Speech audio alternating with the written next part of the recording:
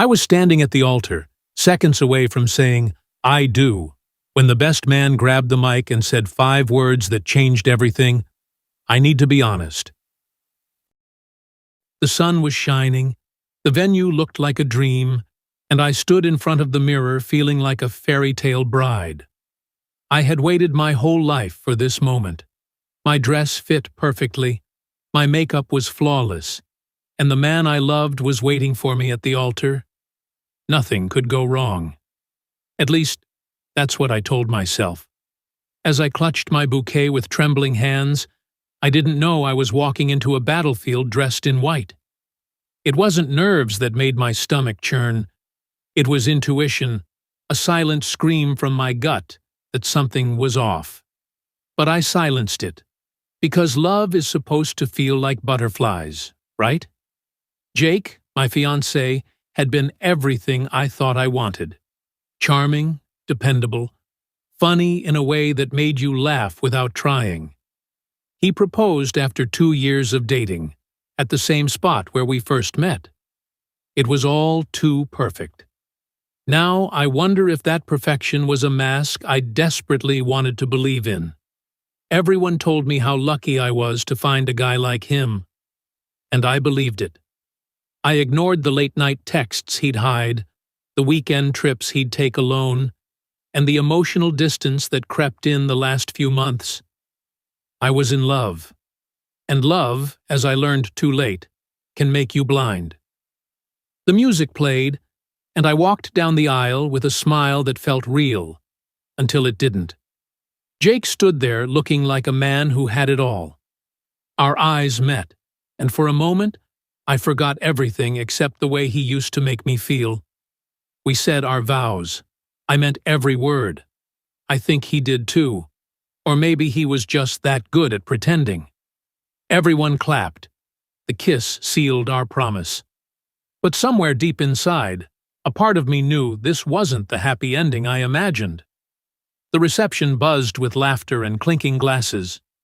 I sat beside Jake, soaking in every second like it was magic.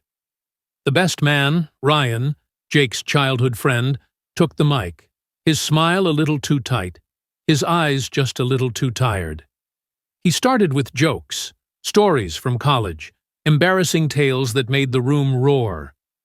But then he paused, looked at me. "There's something I need to get off my chest," he said, voice cracking.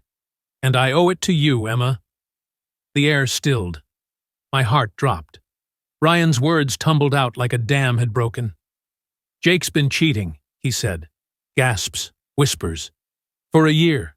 With a girl named Lexi." I told him to stop. I begged him. But he didn't. My ears rang, blood rushed to my face, and my body went cold. I stared at Jake. He didn't deny it. His eyes just dropped to the table. The room spun. People whispered my name. Someone reached for my hand, but I stood up and walked out. I didn't cry. Not yet. I couldn't. My world had just shattered. I didn't stop walking until I reached the back of the venue, where no one could see me fall apart. The sounds of celebration still echoed behind me. Music, laughter, the clinking of glasses, like a cruel joke being played in real time. I sank to the ground, clutching my dress like it could hold me together. My phone buzzed relentlessly. Friends, family, even Jake.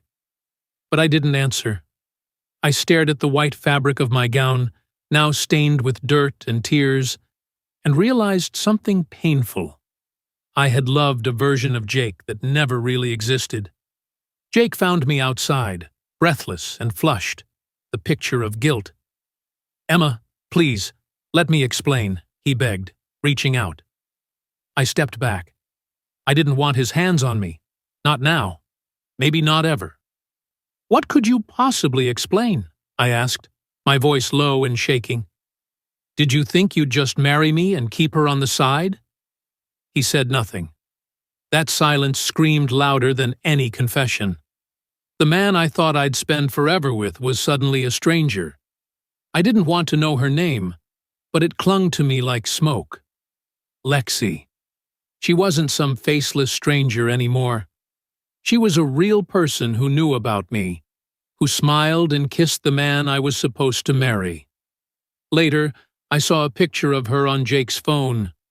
Young, beautiful, carefree. The kind of girl who looked like she never thought twice about consequences. I wondered if she loved him, if he loved her, or if I was just collateral damage in a love story that never included me. The wedding planner looked at me with wide, apologetic eyes. "Are you sure, sweetheart?" she asked. I nodded. "Call it off. Everything."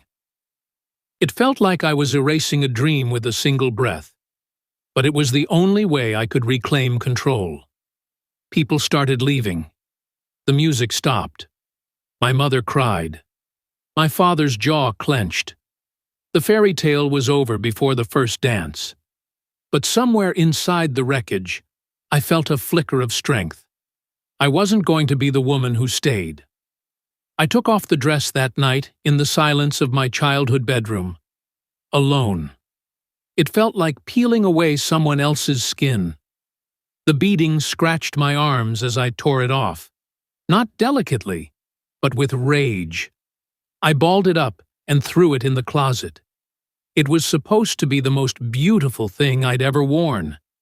Now, it just smelled like heartbreak. I stared at myself in the mirror, bare-faced and broken, and whispered, "You're going to be okay." I didn't believe it yet, but I wanted to. The news spread faster than I could process. Cousins, co-workers, college friends, I didn't have to explain. They already knew. People called to say they were sorry. Some said I was brave. But all I felt was numb. My life had been cracked wide open in front of everyone I loved. Jake tried to reach out. Voicemails, messages. "Can we talk?" I made a mistake. I didn't answer. There was nothing left to say. Love doesn't survive lies like that. And I wasn't about to resurrect something that died on our wedding day. A week later, Ryan showed up at my door. He looked exhausted, guilt written all over his face. "I couldn't let you marry him, Emma," he said. "I thought he would stop. I begged him to tell you." I could see it broke him too. I let him in. We sat in silence for a while. Then he said something I never expected. He swore he loved you. But if he really did, he would have never done this. It hurt to hear it. But sometimes the truth is the only medicine that works. Eventually, curiosity got the better of me. I opened Jake's old texts, dozens from Lexi, some flirty, some angry, some intimate in ways that made me feel physically ill. "She doesn't matter," he had written to her once, but he still kept going back. One thread stood out. He had told her he was going to call it off. That was a month before the wedding. He never did. He chose to keep both of us. And in doing so, he lost everything. Jake came to my parents' house. I didn't want to see him, but something in me needed closure. We met in the front yard. No hugs, no tears, just the wide space between two people who used to love each other. "I was scared," he said, "of losing you, of losing the life we planned." I shook my head. "You lost it the second you betrayed me." His apology didn't heal anything, but it gave me the final piece I needed, to walk away without regret.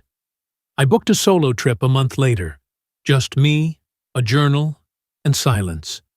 I needed space to breathe, to cry, to not be anyone's fiancé or broken bride. I didn't tell anyone where I was going. I just went.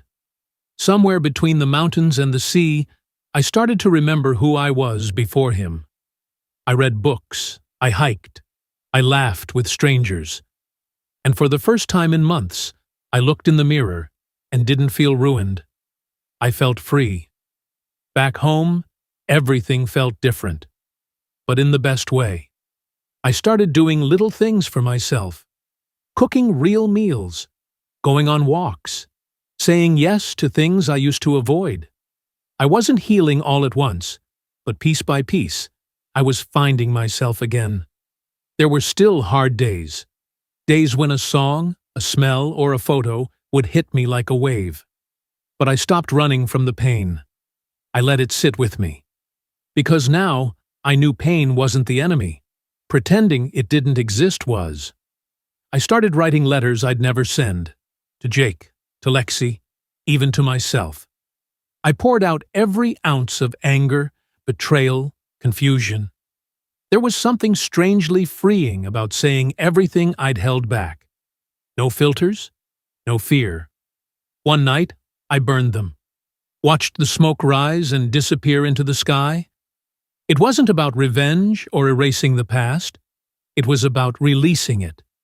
Letting go of the weight that never belonged to me in the first place. Months later, I ran into Lexi. In a bookstore, of all places. She looked just as stunned as I was. For a split second, I wanted to scream.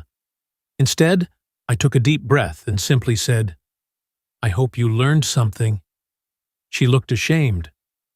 "I did," she whispered. "More than you know." I didn't forgive her that day, but I also didn't hate her. She wasn't the one who stood in front of me and promised forever. That was Jake's betrayal alone.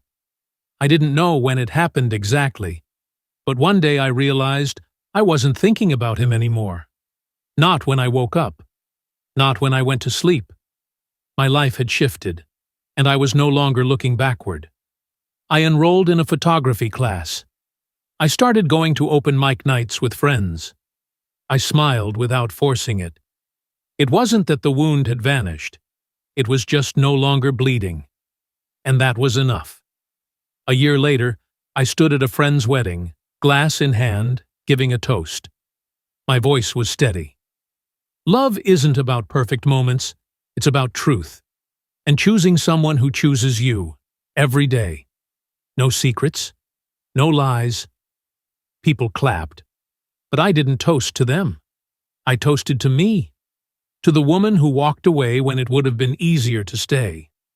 The one who chose self-respect over silence. This wasn't the ending I planned, but it was the one I needed.